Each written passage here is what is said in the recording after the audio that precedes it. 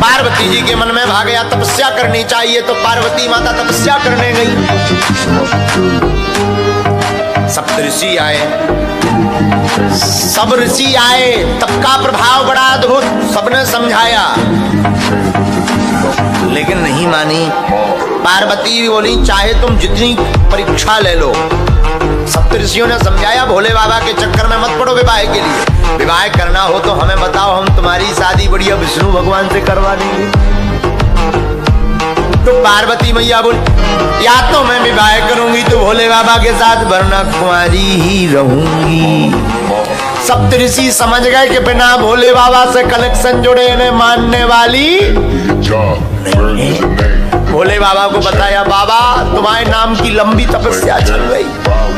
भोले बाबा बोले क्या करें? सप्तऋषि बोले विवाह कर लो। भोले बाबा बोले एक भव तो देवी जी स्वाहा। एक विवाह किया तो था, देवी जी का शरीर शांत हो गया, अब नहीं करना, अब लफड़ा में नहीं फंसना। बात भी सही है। भोले बाबा बोले हम शादी नहीं करेंगे। देवता बोले कर लो, रसगुल्ला खाने को मिलेंगे, गुलाब जामुन, काला जामुन, आनंद आएगा, लड्डुआ मिलेंगे। भोले बाबा बोले नहीं करना है, कर लो प्रभु। ब्रह्मा जी आए, भगवान ने मनाया। उसी समय तारकासुर नाम का राक्षस देवताओं को त्रास देने लगा। भारी राक्षस तारकासुर हुआ, देवताओं को परेशान करने लगा। तही सब लोकपति जीते, सबको जीत लिया उसने, देवताओं को परेशान करने लगा। क्योंकि उसने भगवान ब्रह्मा जी से वरदान लिया था कि अगर हम मरे तो भोले बाबा के पुत्र के हाथों मरे, और तब भगवान को ब्याह भी नहीं बहुत हो। पहली जो पत्नी थी सती जी, उनका शरीर शांत हो गया था, दूसरा कोई विवाह नहीं। उसने भी बड़ा अच्छा दिमाग लगाया कि ना तो इनको ब्याह होने या न लड़का होने या ना हमें मरने या। तो बोले ब्रह्मा जी बोले वरदान मांगो। बोले वरदान देना ही है तो शंकर जी के पुत्र के हाथों मरे, ऐसा वरदान। अब वरदान तो ब्रह्मा जी ने कह दिया तथास्तु। अब तो वो देवताओं को ही परेशान करने लगा। देवता नाराज होकर के, रुष्ट होकर के ब्रह्मा जी के महाराज आपने बड़ा गड़बड़ वरदान दे दिया, देखो राक्षस पीछे लग गया, कुछ उपाय करो। अब उपाय प्रारंभ हुआ। आप दूल्हा बनो।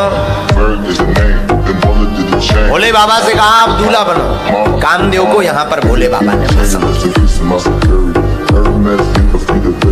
कामदेव को भस्म करने के बाद जब बार बार प्रार्थना की तो भोले बाबा ने फिर विवाह के लिए हाँ कह दिया। देवता खुश हो गए, अब तो बारात में नाचने को मिलेगा, रसगुल्ला मिलेंगे, लड्डुआ मिलेंगे, आनंद आएगा। लगन पत्रिका भेजी गई हिमवान के घर पर, सब प्रसन्नचित्त हो गए, भोले बाबा का विवाह होना है। तैयारी होने लगी, सब देवता अपने अपने वाहनों को सजाने लगे। क्यों? क्योंकि शाम को बारात में जाना है। सब श्रृंगार कर रहे हैं भोले बाबा की बारात में जाने के लिए। कौन? पहला श्रृंगार कर रहे हैं यमराज। यमराज का वाहन क्या है? भैंसा। यमराज ने से भैंसा ने पूछा आज क्या बात है, इतना श्रृंगार क्यों?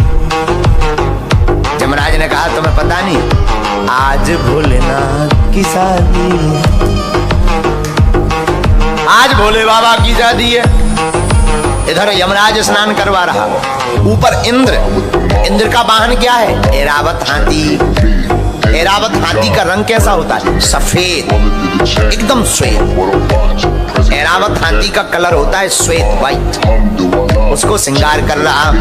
विष्णु भगवान अपने वाहन का श्रृंगार कर रहे हैं। आहा, सब देवता अपने अपने वाहन का श्रृंगार कर रहे, पर जिनकी शादी होनी है उनके ऊपर किसी का ध्यान नहीं है।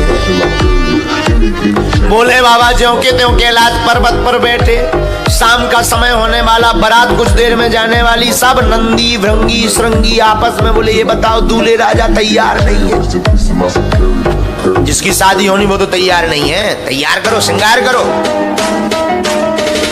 इनका तैयार करो, श्रृंगार करो, मेकअप करो, मेकअप।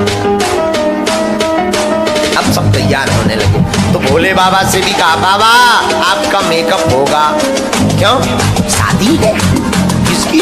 आपकी। अच्छा हम तो जैसे हैं वैसे ही चल देंगे।